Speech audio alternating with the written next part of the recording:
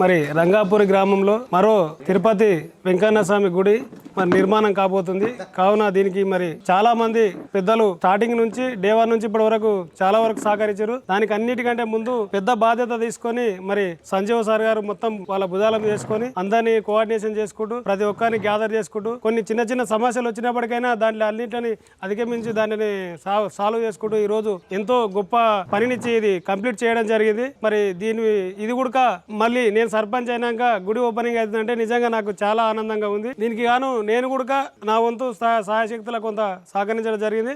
ముందు కూడా గుడికి ఇప్పుడు అయ్యగారు కొన్ని చెప్పారు, మేడం కొన్ని చెప్పింది, ఇంకా కొంతమంది పెద్దలు కూడా ఇంతకుముందు చెప్పారు. దీన్ని ముందుకు తీసుకుపోవడానికి అందరూ కూడా కృషి చేద్దాం. ఖచ్చితంగా అందరు సహకరించండి.